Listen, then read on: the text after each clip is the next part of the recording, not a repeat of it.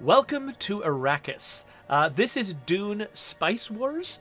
This is made by the developers of Northgard, which you would immediately recognize the moment you get into the gameplay, because this is basically Northgard in Arrakis. Not exactly. I mean, they've basically brought in a whole bunch of different situations and conditions and mechanics that are specific to the Dune setting. And it's great. It's actually it's a really sort of it's a clever and fairly faithful adaptation of the situation that you find yourself in Dune. So I've only played a little bit of it, and it's an early access, which means, there's obviously big parts of it that are incomplete. There are parts of it that are a little bit underexplained for me. They did a good job of coming up with a series of initial objectives that sort of teach you the basics of what you need to do, but there's a lot of sort of broader mechanics, things like voting in the council that I do not understand. I try to engage with it. I haven't quite figured it out yet, but that's okay. So you're coming in with me, a noob, to learn how this game works, and you'll learn some of it from me. But if you like what you see here, you can check it out on your own, or check out whatever the developer is doing with it, and get a sense of how this works. So we're going to start a brand new game, and I have played House Atreides before, so I think I'm going to go with Atreides again, just because I'm familiar with it. So each of the houses has got their own rules for how they play, which include, for instance, peaceful annexation for the Atreides. They don't have to militarily conquer everyone that they deal with. They can deal with people peacefully, which is sort of the vibe the Atreides have. And they've got a bunch of other advantages too, whatever. I should welcome people from my chat, by the way. Rosenberg is here, so is Sir Nanobot, Senor Sausage, and Tenda Lindsay. Good to have all you here in the chat. So you get to pick two counselors. So basically, you get to sort of customize your faction a little bit. You get some baseline stuff from just being House Atreides, and then you get to choose which other counselors you want to work with from among the characters from the books. So I think, So Gurney Halleck lets you have better trained defenders in the villages that you control. So that seems valuable. I haven't really come to understand yet all the value that like spies and agents have. So Thufir doesn't seem like he's going to be a good one for me to choose right now. Duncan, lets you build relationships with the Fremen more readily, and also makes it easier to take over villages. So let's go with Duncan and Gurney and start the game.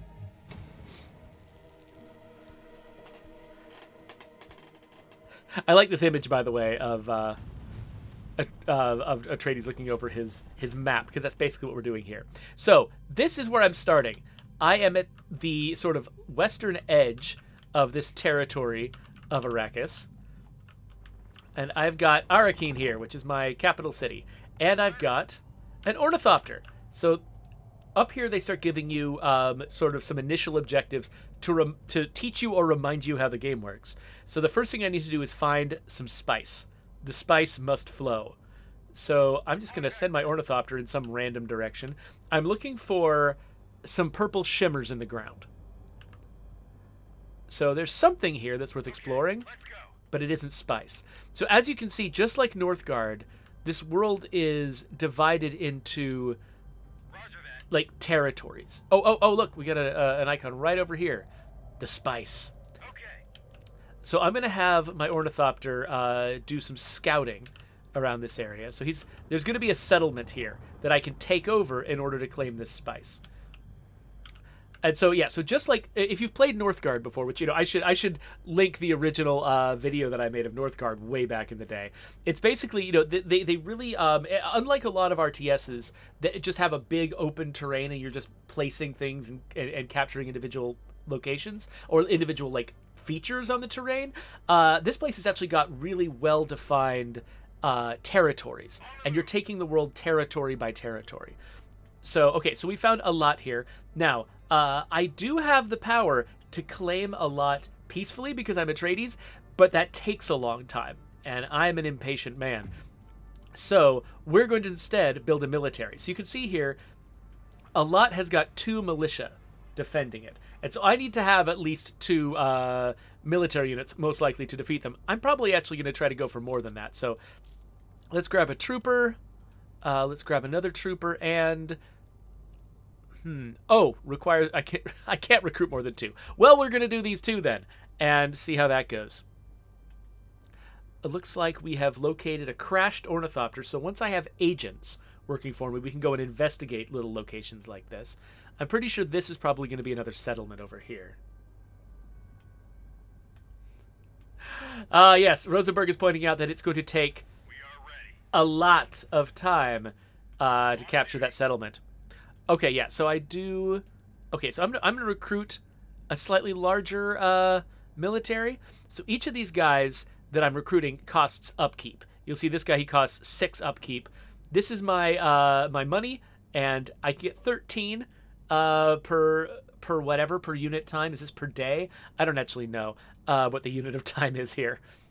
But so I'm going to just sort of grab the bare minimum. I'll have 3 soldiers, and I'll send them in here to a lot to take this place over. I should say 3 units, not 3 soldiers. Each unit contains multiple soldiers. So just like in the world of Dune, you've got your melee troops are actually your main troops, and your ranged troops are less effective. But they're good support, and so like keeping an enemy under fire makes them more vulnerable, and so you kind of want to have some ranged troops and some melee troops. Okay, so we're going to start searching around here. These vast desert territories are interesting. So you've got all these capturable territories that have some small amount of moisture and resources that are worthwhile. This area out here is just pure desert. And you'll notice that each of my military units has got the green bar representing their health, but it's also got this yellow bar underneath. The yellow bar goes down when you leave your territory and go out into the wilderness, especially when you're crossing these giant wastes. And if you don't have, if you haven't like built up your technology or built up your territory, if you're sending guys on long expeditions they're not prepared for, they will die of thirst in the desert, which is totally a thing that feels very appropriate to this setting. Okay, so they've got these 2 militia units that are coming out here. They're melee units as well. They're in their home territory, so they're not suffering any decrements to their gold bar, whereas I've got slight decrements to my gold bar. If I'd sent these guys out further, like to attack this town, for instance, they might be dealing with a worse deficit there. I'm not actually sure if having a low yellow meter makes you more vulnerable in other ways, or if it's just when it goes down all the way to the bottom, you just start losing health. Oh, crap. Sandworm. Worm sign. Worm sign. Get out of there. Get out of there. Let's move away. So yeah, so when the sand starts rippling, doesn't matter what you're doing, get the heck out of there. Anybody who's got like a red warning sign needs to move. Because if you leave your character there, Worm is going to come up and eat everyone. And I probably should have let it happen just so you can see it. Maybe I will towards the end. Anyway, so now we defeated the militia. They've got 0 people, and we are in the territory. So now we can claim it. But we actually have to have enough water and enough authority to claim it. If I'm short on water and authority, it doesn't matter if I've defeated a village militarily. I can't have it. I can occupy it. I can sit here and keep it from producing more, militia, but I can't actually own it unless I've built up the authority. And you build up authority and water in various ways. This game is designed to feel like it's as much about the political machinations as it is about the physical conquering and the physical resources. And that's actually the area of the game that I understand the least. So I'm probably not gonna be able to do a very good job of explaining it here. But I can tell that that's the direction they're trying to go. All right, so these guys are done conquering this place, and now I can actually train some militia here to defend this place. And because I've got Gurney on my side, I can train veteran militia. I'm not going to do that yet, though, because I got more important things to do. I've got to get... The spice must flow. And so I need a... Let's see here. I'm trying to remember which thing it was. Oh, refinery. I need a spice for refinery. So this is going to cost 500... I think it's like concrete or something. Plascrete. This costs 500 plascrete and some other random crap. Fuel cells. Great. So we're going to build this as close to the spice fields as we can. And it's important because right now I'm about halfway through the time before the Imperial tax comes due. I need to start producing spice, or the Imperials are going to be mad at me. I forgot what the consequences are of the Imperials being mad at me, but I don't want it to happen. Oh, by the way, we can do some research here. So now that we've, progressed this part of the game, let's say, okay, so I can reduce water upkeep. So this is our tech tree, basically. Get me more knowledge.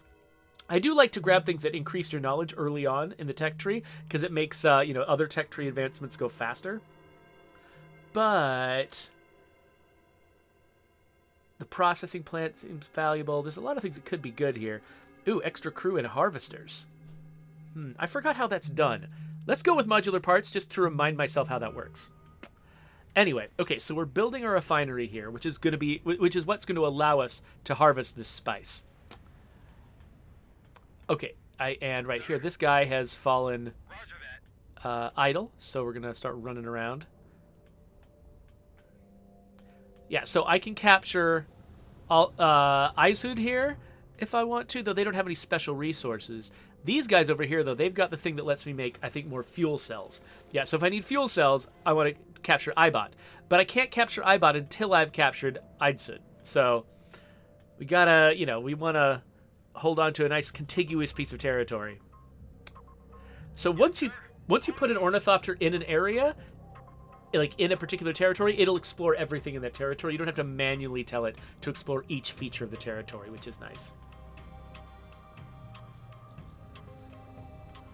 Okay, this refinery is almost ready. You can watch it sort of ticking up.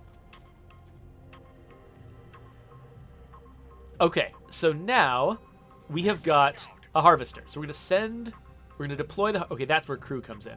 We're going to send the harvester out. So the harvester is going to be picked up by this little flying dude. It's going to be dropped on the spice, but I've got to pay attention. Because if they see worm sign, I have to, bring back the harvester and save it, just like that scene in Dune. I've got to send the flyer to come and pick up the harvester and remove it before it gets eaten by the worm.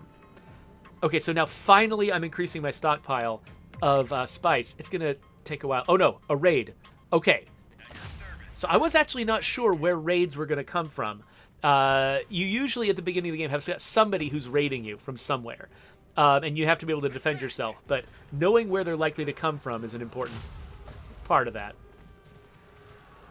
So luckily this first raid is fairly minor, and it's happening close to my base, which means I've got artillery support, which is nice. They're dead. Taking position. And okay, it looks like we've got a lot of access to fuel cells around here. I'd love to have some, some other resources. Let's send the ornithopter over here and see where these people are coming from. Okay, so because we're almost out of time, I'm gonna oh, well, nope. So you can decide how much spice you're actually accumulating to give to the Empire, and how much spice you're selling to the Chome Corporation for money. And so this is a little, slider right here, where I can, right now I've maxed it out so that I'm making as much spice as I possibly can, because I want to get 80 spice to be able to pay the Imperials before I run out of time. But later on, when I'm making a lot more spice, I can bring this down and augment my taxes by selling spice to the Chome Corporation. Okay, so I'm thinking I can barely afford to get one more soldier, but I guess I don't need it yet. None of these places are better defended. Let's find out what this place is like, though. What is over here? If this is a money type resource, that might be where I want to go next. Otherwise, I'm just stuck with either this versatile but unspecial location or this fuel cell place over here. Okay, so yes. So I've completed that task. I've got the spice.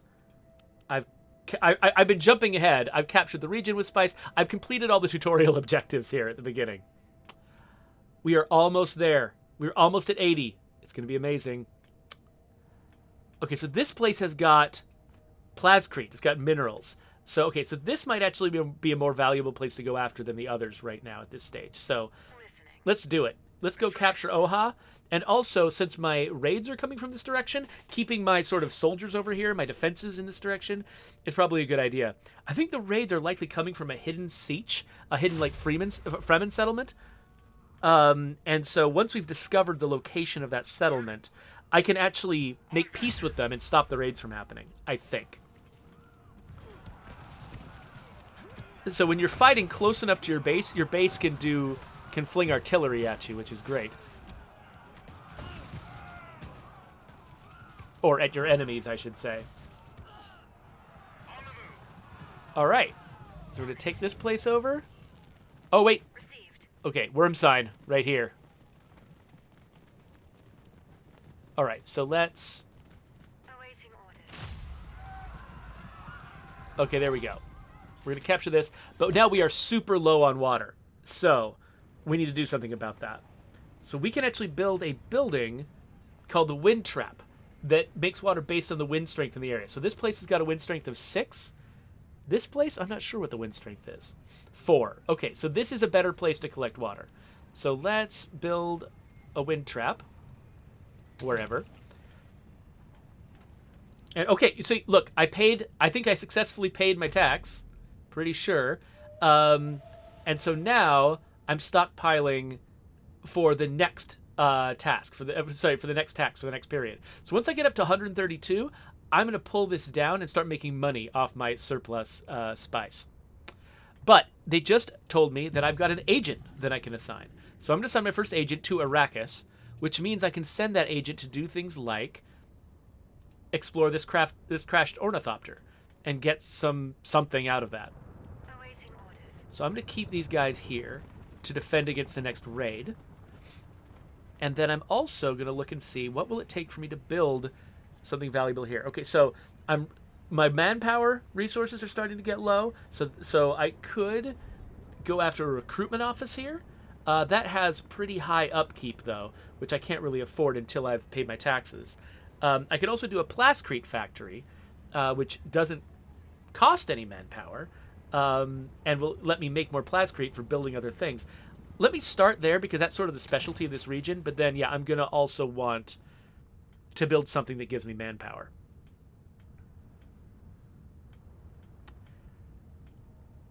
Oh, look over here. Okay, money. This will give me... Oh, and also, look at the shader on this sand. Can you see the little sparkles? Look at these little sparkles. Oh, they're so beautiful. And you can see, like, these, like, planets in the background in the sky. Oh, it's great. This game is gorgeous. So, yeah, I want to get over here eventually because I want this money. You can see all of my incomes now are very low. Once I finish this plascrete factory, my plascrete will shoot up.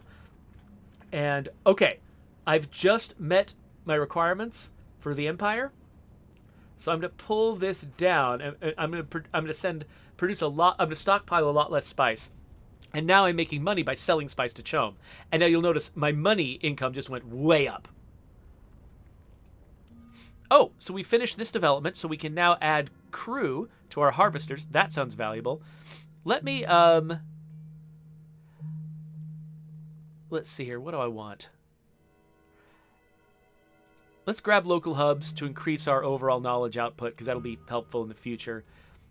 You'll notice I finished this water building here, and so now my total water income, or whatever, is 19. Water is interesting. So these incomes over here, these accumulate until you spend them. Water is not quite like that. Like you've got a certain amount you're producing and a certain amount you're consuming, and it needs to balance out to a positive number. And so basically, as you're expanding your empire, you need to make sure you've got a water output that can sort of steadily feed the empire. It's like a constant drain, but that instead of like you manually spending the drain, or having like a certain amount of your income taken out every periodically, they just model it as you just got to keep the balance sheet in the black. Okay, so this is the Landsraad. This is these noble houses voting on stuff. This is the part of the game I understand the least. So I think that I've got 100 votes, and I can also augment those votes with this influence resource. And so I can decide what I want to have happen here. Like, for instance, this is a bad thing. Like, this is a bad thing that can happen to someone. So if I want Harkonnen to have to deal with this, then I can vote for that. Or if I want to make everyone produce less influence for some reason, I can support this. And if I want... Oh, yeah, so this is a bad thing that people want to do to us, and I can vote against it if I want it not to happen. And this is a good thing that people want to have happen, but it might be voted down unless I support it. So I definitely want Harkonnen to be dealing with bad stuff. and I want to have good things happen to us, and I want to not support this. The thing is, I just don't know what difference this is going to make. I've allocated my votes. Cool. And so my voting will end in 3 days. So the vote will happen. And then I'm not actually sure if I can correctly identify what impact my votes had after I have the impact. That's the part I'm confused by. But, we'll figure it out. So where else do I want to go? So I would like to take Kulpo. I've got enough water. I don't have a lot of manpower, but maybe that's something I can produce in Kulpo. Okay, let's go. So, yeah, okay, the voting is still going on. Let me make sure that I haven't missed any important... Oh, I've got an unassigned agent. This is the other thing that I understand the least about.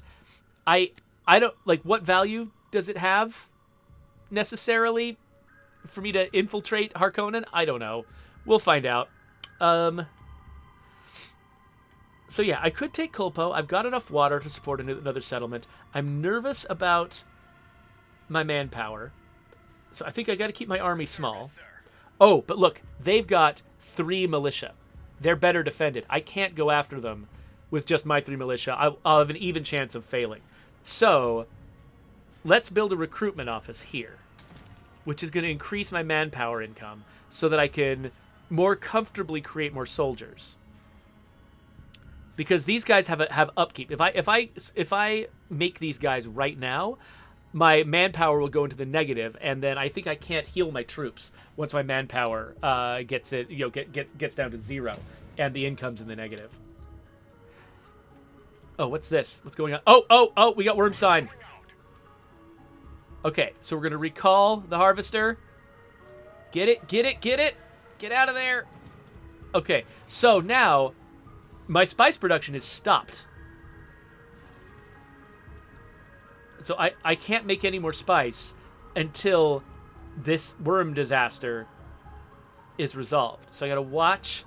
Okay, worm's gone. Cool, we can send him back again.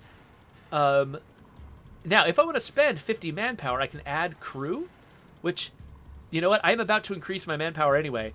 Let's do it. So we've added crew. Right? Is that how that works? And then I'll deploy. And I think that when I add crew, I think what that does is... Now, I'm not sure. Okay, it says 1 of 2, so it seems like the new crew hasn't arrived yet. But what that's supposed to do is I can't have multiple harvesters in the same territory. What I have is more crew in my 1 harvester. So I've just upgraded my income. Okay, so it looks like the industrial regulations thing happened. So Landsgrad Council... Okay, so these are the last things that we decided to do. Apparently, we all decided that we wanted industrial regulations. Okay, so that means that my plascrete upkeep is higher, which means my income is lower. Wait, spice field detected? Where? Ooh, over here. So if I take Rabrek, I can be making even more spice, which means even more money. Yes, definitely. Okay, so now we're making more manpower. I feel more comfortable adding a ranger to my troops. And once I've got 4 guys, I think I've got a decent chance of taking over Kulpo. But one thing I should consider doing, I'm focusing on a military takeover of Kulpo. But if I've got 50 influence and 5 water and 49 authority, which I do have, I could peacefully annex Rabrek. So I'm just going to start that process now. That's going to take a while. But I'm going to start that process now. And by the time I've settled this place should be ready to come in without me having to fire a shot. All clear. Let's go over here with my ornithopter.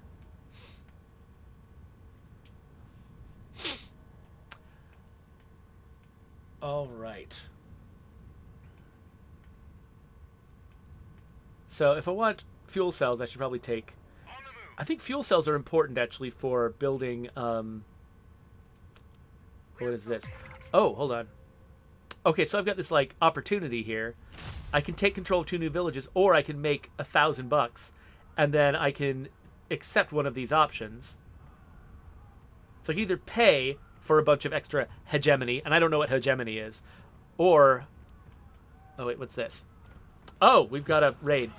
Cool. Get that done, I guess. Oh, here's these guys. Agreed.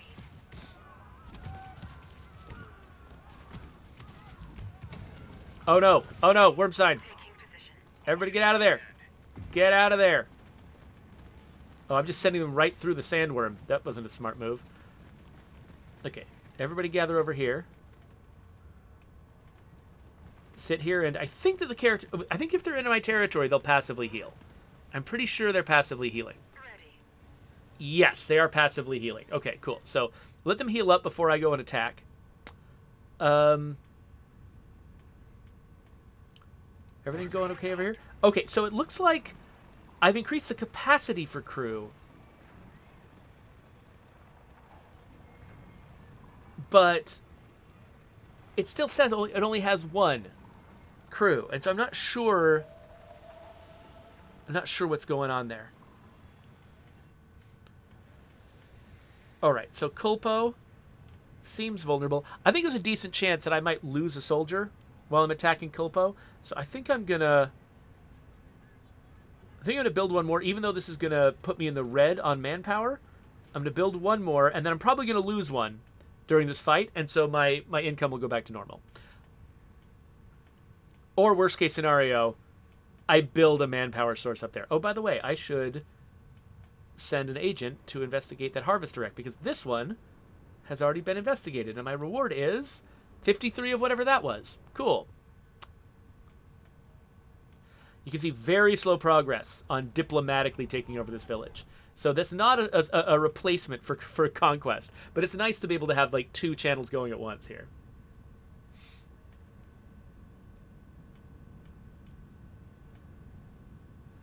Oh, there's a new Landsrod. Okay, so this is what we're going to be voting on in the future. I gotta think about what I want. Oh, whoa! Horrifying sandstorm. When those come in, you gotta clear all of your military out of that area. Okay, so it looks like we've got a bunch of soldiers. You can see I've got negative manpower right now, so this is gonna be bad for me. My soldiers are not gonna be able to heal. Let's go. So let's put them to use, take whatever losses we're gonna take, and then run away.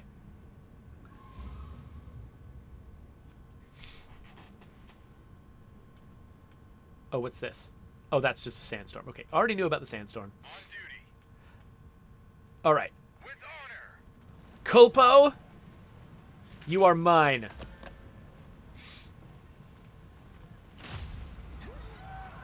Okay, yeah, so they've got 2 troopers and ranged guys. Yes, sir. With honor. So I'm going to concentrate my fire At your service, sir. at one group at a time. Take him down quickly. Okay, I thought I was going to lose somebody, but it looks like maybe I'm not. Maybe I'm going to need to start paying for some manpower.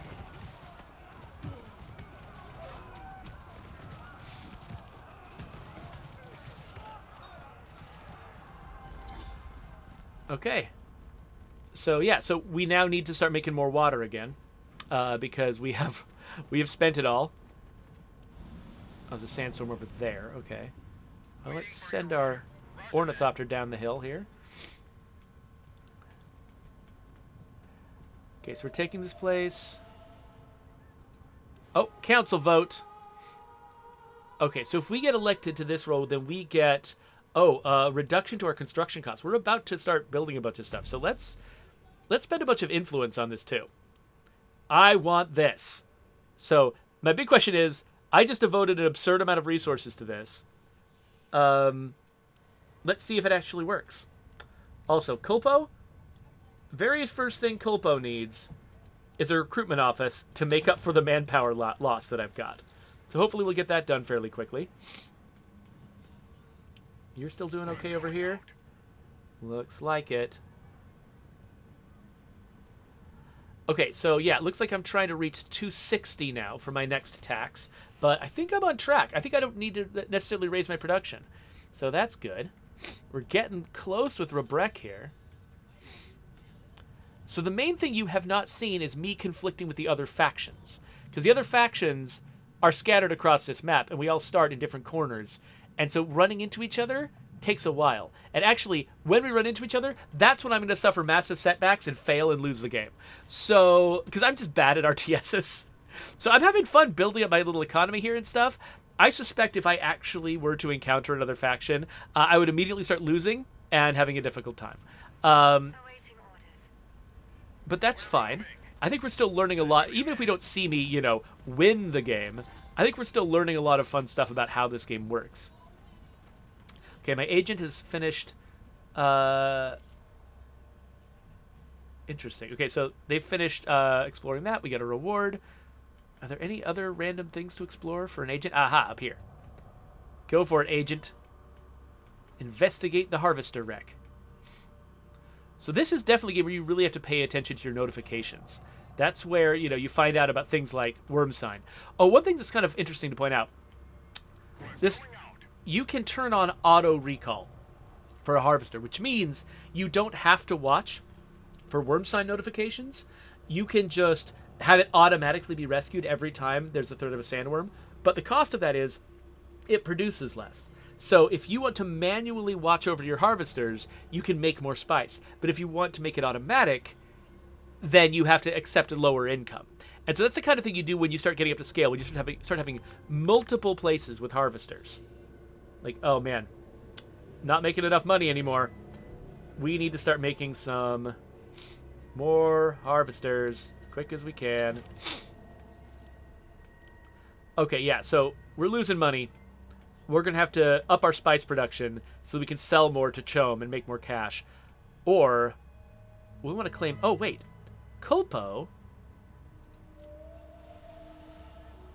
can make something. What is it? Where was the thing? Not missile battery. Was it... it was processing plant. Right. So I need to unlock technology in order to get that processing plant. But I'm pretty sure... Yes. Okay, so if I research structured warehouses, then I can build a processing plant in Culpo, take advantage of this, and make more money. So that is my plan. Yeah, so we're going to deal with this by building another spice harvester. We're going to up our spice income and sell a lot of it to Chum. That'll get us some money. And we're going to research the building that when we build it in Culpo will let us exploit this resource and make more money. They do a pretty good job, by the way, of color coding the resources. So, like, gray means the raw materials for Plascrete and Plascrete.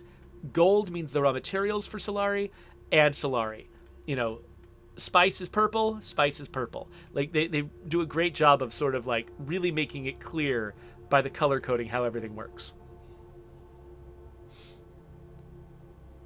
Hey there, Negan Mox. Thanks for joining me.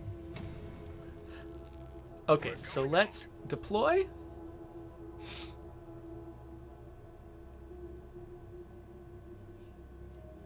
So this one says it has 0 crew. I'm not even sure what's going on there. What's this?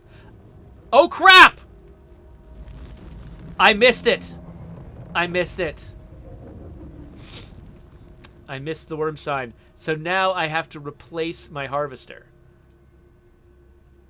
So right now, this harvester is being automatically replaced, but it takes a long time. Luckily, I made another harvester just in time, so I'm keeping up my production, because being stuck at 215 when I owe 260 to the Emperor would be sucky.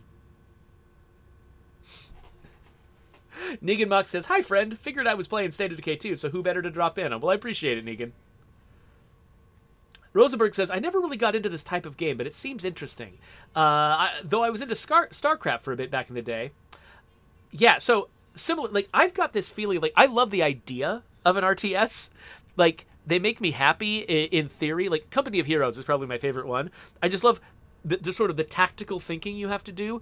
It's a really sort of satisfying, energizing thing to spend your time on. But I'm not very good at multitasking. Like, you see, like, I got tunnel vision on one thing, totally lost track of what was going on over here. By the way, I should probably be hiring some militias to defend these places.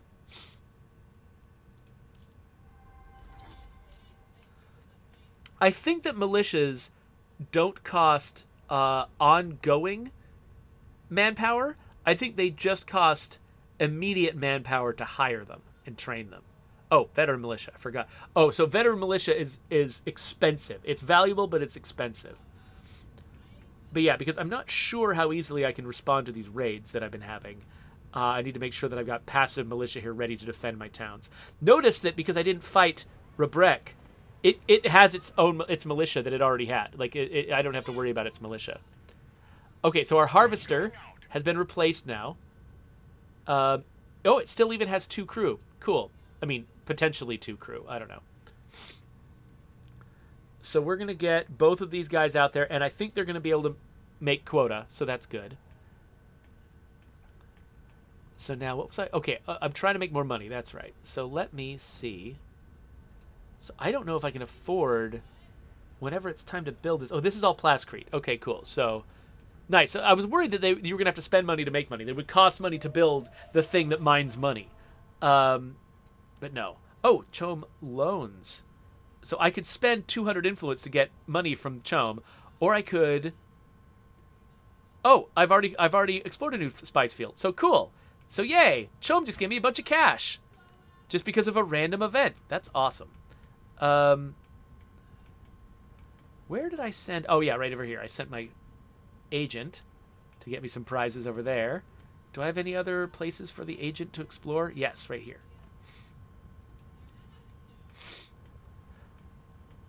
Oh, look. Oh, we got a blue ornithopter. We got stuff going. Oh, here's the blue faction. This is Esmar Tuick. I think this is the smuggler faction. So the smuggler faction's over here. We've actually found somebody else's territory. Scary times. So this area over here, this is all wasted desert. So actually, in order to get over there and fight the smugglers, I'm going to have to cross a desert with my people, which means I'm going to need to research some technology that makes it possible to survive that trip. Okay, cool. We've got structured warehouses. So let's look at... I'm trying to remember... Wait, what's going on? Oh, we got a raid. Ah, get up there. Look, so we've got militia. That's very helpful. But one of them's about to die because I was not on top of this. I didn't call in the standing army. I wonder if I can save this militia's life by telling them to run away. I don't think so. They're not really doing what I say. Can we get him? Can we get him? Beat him! Beat him! Yes. Cool. Oh, great. We survived a raid. What was I doing before I... Oh, yeah. I was looking at the tech tree. So, yeah. Looking at the tech tree is dangerous. There is something that makes your characters better at surviving long trips. Was it field work? No. Was it crew training program? No. Dang it. I forgot what it was. Countermeasures? No. This is all spying type stuff. Oh, survival training. That's what it is. Okay, so let's research that in case we need to cross a desert. Oh, and I've got an unassigned agent. Okay. Here, go to Chom. I don't know what that's for, but go ahead. Oh, wait, what's this? Ooh, Ornithopter. Where are you, Ornithopter? Come back. Come back here. I think we might have found... This might be a siege. This might be a Fremen house or whatever. Fremen village. So we'll try to find out if that's true. Okay, so our spice production is doing great. We're going to be able to pay our taxes. We're making enough money. Just barely. Culpo, hey, how about you build one of the new processing plants so we can build now? Take advantage of this and make us some cash. That sounds great. And similarly, Rebrek, you've got space for a new building here. So you could build a recruitment office to get us some more manpower. That actually seems pretty valuable. We're really low on water, though, and the wind here sucks, though. So let's say recruitment office.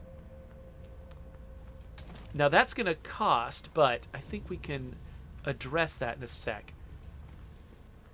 So you can add building slots by spending more plascrete, and since plascrete was the first thing I invested in, I've got plenty of plascrete. So I could build a missile battery here, for instance, to help with raids, because raids tend to happen around Oha. Another thing I could do, so upkeep, see, my upkeep is 8 in a lot. My upkeep here is really high because I've got the recruitment office. Recruitment offices, I think, are some of the more expensive things you can have. And so it might be worthwhile in these places with recruitment offices for me to also, here, I'm going to open up another spot in each of these places. I'm going to build like a maintenance building that reduces that upkeep, which will, because I'm about to consume a bunch of my income here. So I'll probably want to, sort of reduce my maintenance costs once those are done. So the interesting thing is, so this game, it is a military RTS. Okay, this is just a crashed ornithopter. Okay, let's go. This is a military RTS at its heart, but I'm spending most of my time, I'm not going to bother with this, I'm spending most of my time on economic questions, which feels very Dune, right? Like that feels like exactly what you expect from a game like Dune, from a game set in Dune. We're going out. So the thing I don't understand. Okay, so if I've got okay, so these crew slots. Oh, okay, I get it now. So I thought that each harvester started with one crew, and then I added the second crew when I pushed this button, and so I was confused why it said 1. But no, they start with 0 crew. Just by default, the default staffing of the harvester is 0, and then 1 is me adding additional crew. Now I get it. Okay, so I definitely want to be increasing. Oh wow, my Plascrete is down too. All right, cool. Well, let's. Can I afford the maintenance center? Yes, because it's very cheap. So I'm going to build a maintenance center there, and I'm going to build a maintenance center here. Once those are done, that should reduce how much Solari and Plascrete I'm spending. Oh, right. And should get my incomes back up into the positive, though I need to definitely start producing Plascrete somewhere else, too. But I'm running low on places to do that. So maybe I need to send my army out. Yes, sir. Let's go. My army's survival bar is down. I wonder why. Do they need to stay close to a base? So I'm thinking maybe I need to go after Gunrus. I'm out of fuel cells. I need to produce more, and also Gunrus will give me another place to produce Plascrete, though not at the high rate that I can produce it in Oha.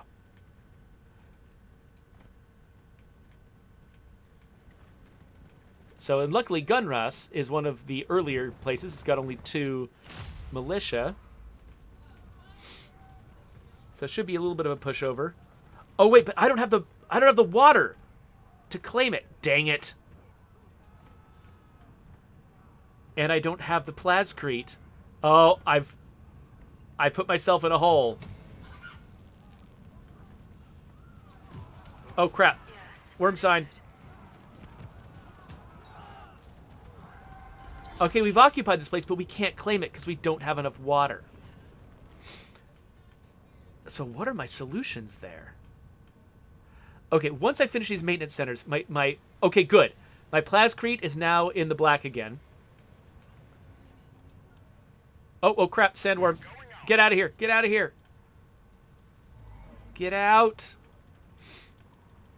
Go, go, go, go, go. Yes. Okay, we got away. My Plascrete's in the positive. Good. That means that I can... Which of these places has got the most wind? Wind strength 4, 5, 2... Okay, 5 is the best place. Oh, crap, but I've already filled up all these slots. With good, valuable stuff that I don't want to get rid of. Now, this place... Can I build multiple wind traps? This place has got 6. I'm going to try to build a second wind trap. No, I can't. Well, now I've wasted my stuff. Okay, fine. Am I going to have to demolish a building? No, I could have done one here. Just got a little tiny bit. Dang it. Okay, so I need to fill up my plascrete again. Oh, right. We can send out the harvester again. I need to fill up my plascrete again, get 100 plascrete. Then I need to open up this building slot, build a wind trap here, because that will give me just enough, I think, to be able to claim this town. And once I claim this town, I can build another wind trap up here, which again will not be extremely productive, but whatever. What other places are good for wind? So, Ona might actually be a good place for wind trap, except it's already so full of stuff. Actually, one thing I could do is I could remove this missile battery. I don't really need it. It was just an extravagance. You know what? Let's do that. Let's demolish this. I'll get some plascrete back. And now I've got room.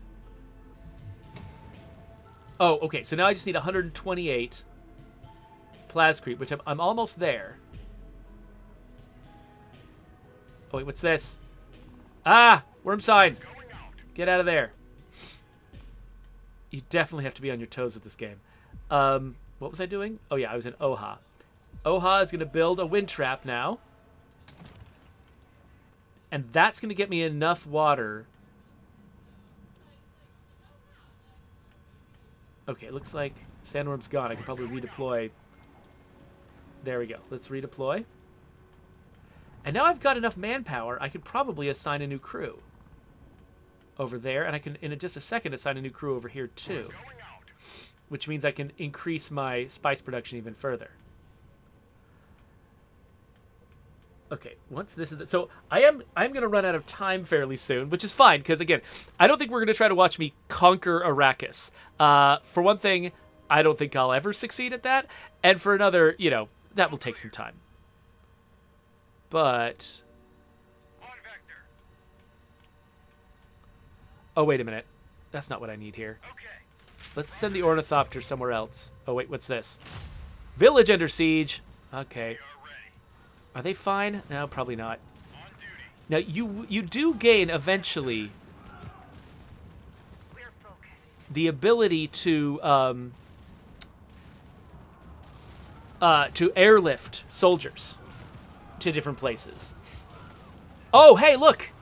We've identified the siege. So, what that means, so sieges, you can conquer them. You can, like, clear them out, which is what a Harkonnen would do. Or you can make peace with them and have them be your friends, which is what an Atreides would do. I am an Atreides, and so I'm probably going to try to make peace with them in just a sec. First, we'll fight off their raid. Then we'll make peace with them. I left one troop behind because I think that's probably necessary to keep this place going. Oh, yes! We finished building the water thing. I can claim Gunrus. We've defeated that. Okay, so let's look at Tadwaz. So, if I send an emissary, I can make an alliance with them and benefit from an alliance bonus. But I have to have 100 relationship with them first. And so to do that, I can trade them 10 water to get 10... Wait, they give me plascrete and I give them water. I've got barely enough water to do this. So I'm going to do it. And so basically, so now you notice I'm making more plascrete. I've got less water.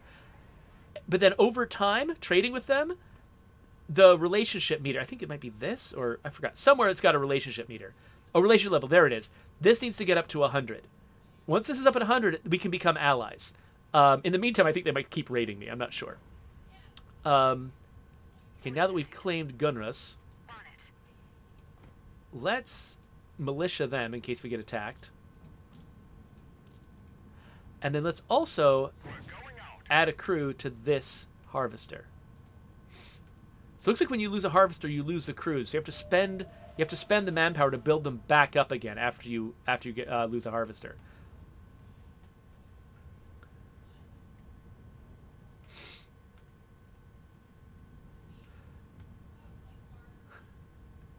So yeah, so Coalition, noticing that we went through some like random events that were beneficial, Coalition points out that in Tropico 4 there's apparently a random event where if you have a good relationship with the Middle East, some sheik will just show up and give you $3 million for no reason. So yeah, that's the kind of thing that, you know, they're trying to sort of like do more to like tell the story of this world by having there be random events that are evocative of the kind of place this is. So I should probably build a fuel cell manufacturing building, which is which one? This one, right here. Because I've got 0 fuel cells, and I think if I want to build another spice refinery, for instance, I'm going to need them. Notice that my relations have already gone from -34 to -22, so hopefully the raids will stop. That'll be nice. I've got militias everywhere, except a lot, because no one cares about a lot. No, I care about a lot. Can I afford 600? No. Let's just do that. Okay, but I think... Oh, what is this? Spice field detected. Ooh, this place has got spice. Oh, but it's in their territory. Ah, dang it. But yeah, we've got a nice little corner of Arrakis carved out for ourselves, which is kind of nice. I think I'm going to have to... Let's see here. I'm going to have to quit pretty soon. But I think we've got kind of a nice grounding in what kind of game this is and how it works. I probably can't stick around long enough for us to see Tadwaz become allied with us. But that's okay. Oh, look, I've just barely met my quota this month. So these quotas, they go up every single... I think it's month. I don't know. They go up every single something.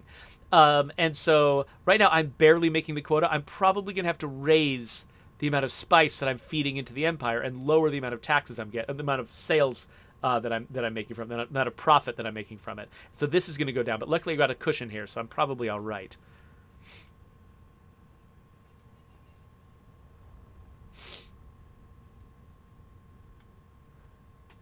So Negan Mock says, so last year I said I'm going to play State of Decay 2 like an episodic TV show, where each episode is like it's about their daily struggle. I thought it would be a good idea to blindly play Lethal on the stream without ever playing it before. I learned my lesson this current season. I was not prepared for the hordes of ferals who spent a lot of time on top of cars.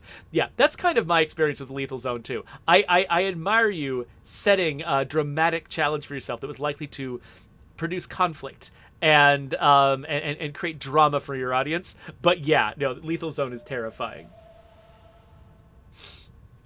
Rosenberg says, something like this is what I'd like to see in a Warhammer game. More about building out your army and going to battle instead of focusing on just a squad. And so I believe that the Total War Warhammer games are that. I think that they're not exactly like this. They're a little bit more based on sort of the fairly realistic medieval warfare that the Total War team does. But I believe it's about ruling the kingdom and making those sort of very high level economic and logistical decisions and then going to battle on a large scale rather than just being squad based like, say, Chaos Gate Demon Hunters, which is what I played the other day.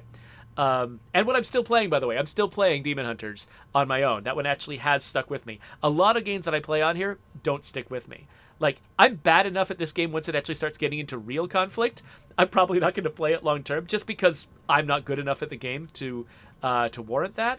But I don't have to be great at a game to recognize how interesting, innovative, and valuable it is. And so this is definitely a game that, and Northgard is the same way. Like, I can't play a lot of I actually just installed Northgard on my iPad to give it another try because I really do love it in theory. But it's like, RTS games in general for me, I love them in theory, but in practice, I absolutely suck at them. And so there's a limit to how much I can play them and get very much out of them. But I do love thinking about them, and I love buying them. So that's what I've done with Dune Spice Wars. I've bought this game. I love it in theory. I know that as soon as this becomes, a real conflict between me and the other factions, I'm just going to get completely smoked. And and it's going to be very difficult. But for now, this feels good. And I'm having a great time. That might really just sort of be a good time to end it. I mean, we are now positive in our relationship with Siege Tazwaz, and so I think that means they're going to stop raiding us. I made that up, though. I'm not sure if that's actually true. We've got some kind of storm coming through. Do I have to move these guys out of the way? I'm going to move them out of the way just in case it keeps marching south. I think it's just occupying the space around Arrakis, though. So, wait, what's this? Oh, this is just a sandstorm. Okay, I thought it might have been a sandworm. Okay, so 451 is our new goal. So I'm gonna raise our spice production. Let's think. this game is the kind of game that never ends. You don't get to a satisfying completion point very soon where you're like, okay, well, I've played for a day. I'm fine. Everything's great. I'll just quit. Oh, crap. Look, this sandstorm being over Oha is eliminating its output. So a bunch of my what are they called? Incomes went down. And is the harvester going to be affected? I'm not sure if this is going to affect the harvester or not. Interesting. But yeah, like I'm saying, like, I was like, oh yeah, I'll just play some Dune. It's hard to stop playing this game because you're never done. You're never like, oh yes, I finished turn 5 and now I'm ready to quit. You're like, there's just always something happening in some corner, and you've got to be like poking around, paying attention, listening for notifications, making sure you're staying on top of everything. Like, this game doesn't relent. Which, you know, if this is what you're looking for, I mean, this game definitely does it. Okay, I've got a meeting in 10 minutes. I really should get out of here. But thank you all for hanging out with me and checking out this game. I am, like, as much as I recognize my own limits as a player of RTSs, I also recognize how cool and innovative and valuable this game is. This team has developed a style of RTS that's very much its own. It's different from every other RTS out there. And I think that's a really rare thing for a team to sort of figure out how to do in a very well-trodden piece of terrain like RTSs. You know, they've managed to find a place where they can shine, you know, where they are like, they're making something that nobody else is making. And so that's really cool and special. I hope that they're, like, proud of themselves, I guess. I hope that they're excited about what they're accomplishing here, because it's really, really good. So with that, let's wrap up this video. So there's a subscribe button for people watching later on YouTube. I'll put links to other interesting games that are made by clever people like these. And yeah, click on those and, you know, we'll see you there.